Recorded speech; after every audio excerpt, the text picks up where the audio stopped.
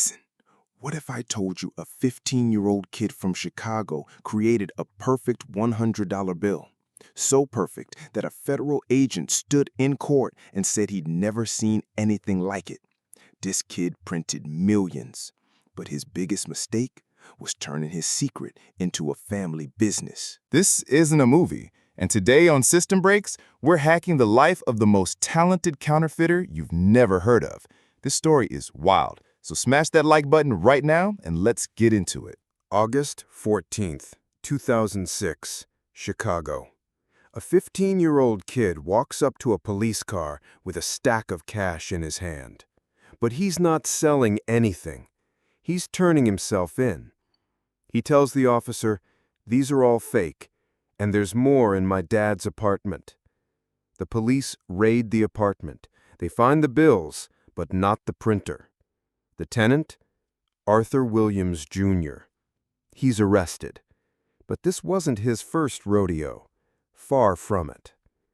I spoke with Arthur from behind the walls of a federal prison in Texas. His first words? "I failed my son. I never knew how to be a good father." But here's the twist. He had no idea that most of those perfect bills were printed by his own 15-year-old son. Before we go on, you need to understand something. Federal agents to this day consider his counterfeits to be the highest quality they have ever seen. We're talking about a genius-level operation. But how does a kid from the streets become a master criminal? Comment genius down below if you're hooked already, and subscribe to System Breaks. You won't want to miss what happens next. It starts in Southside Chicago, in a neighborhood called Bridgeport. Arthur was a smart kid, straight A's, but his life was falling apart. His father left when he was 9. His mother was diagnosed with schizophrenia. I remember him saying, "I opened the fridge, and it was empty. My mom was crying. I felt helpless." That was the turning point. Walking down the street, frustrated, he heard a parking meter ding. He found a paper clip, jimmied the lock, and it opened. He took the change home and bought food. His mom was happy, but heartbroken. She said they should have faith. Arthur said, "Well, God didn't help us. I did." For the first time, he felt power, but that power corrupted him. The straight-A student vanished, replaced by a street kid. But then, an opportunity. An old Italian counterfeiter spotted him. This was the 80s. No scanners, no Photoshop. This was a secret art, passed down from master to apprentice. The old man taught Arthur everything. And Arthur, he was a natural. He said the feeling of printing money was like a high. He'd never seen so much cash. But just 6 months later, his teacher vanished. Poof! Gone. Arthur was back on the streets, and it was about to get much, much worse. After getting shot in the leg during a street fight, Arthur knew he had to get out. He went legit for a while, but the pull was too strong. The obsession returned when his girlfriend showed him the new 1996 $100 bill. The U.S. Treasury had created a monster, a watermark, a security thread, color-shifting ink, microprint. This was their masterpiece, designed to be uncopyable. Most counterfeiters gave up, not Arthur. He saw it as the ultimate challenge, his Mona Lisa. He was an artist, and this was his canvas. The variable color ink? He found it at an auto body shop. The paper? A phone book page passed the pen test.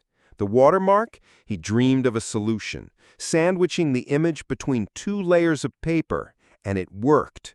By 1999, he had done the impossible. He had cracked the uncrackable bill. He was back in business, selling to the Chicago mob. But his favorite trick was cold, the change game.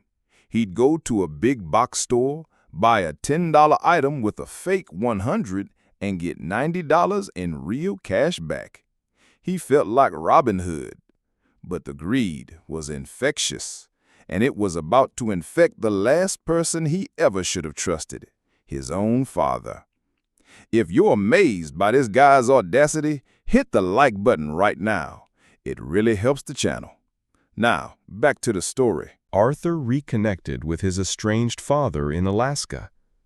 Trying to be a good son, he confessed his secret.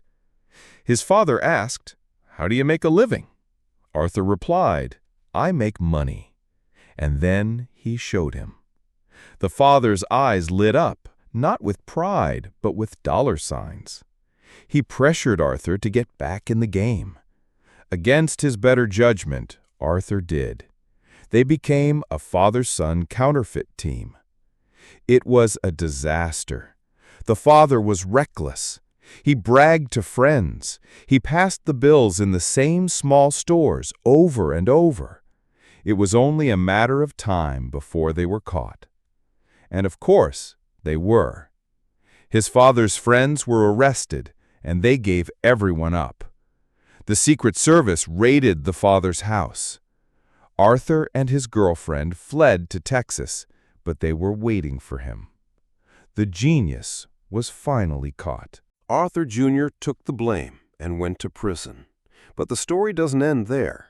The poisonous apple doesn't fall far from the tree.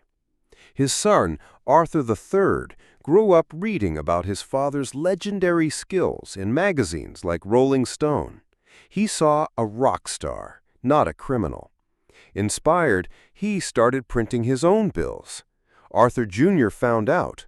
They fought, and in a moment of sheer insanity, the son ran outside, straight to a police car, and turned his own father in, again. The cycle was complete. The father's sins had truly been visited upon the son. Both would end up in federal prison. Arthur Williams Jr. was released in 2015. The U.S. Treasury has since released even more secure bills. The question is, with that level of genius, that level of addiction to the craft, could he resist the temptation to try and break the new system? This is a story about the system of crime, the system of family, and the system of greed that breaks them all. If you learned something insane today, let me know in the comments. What's the most fascinating part of this story to you? The tech? The family drama? If you want more breakdowns of insane real-life stories like this, then you have to subscribe to System Breaks and hit that notification bell. We break the system every week. Thanks for watching.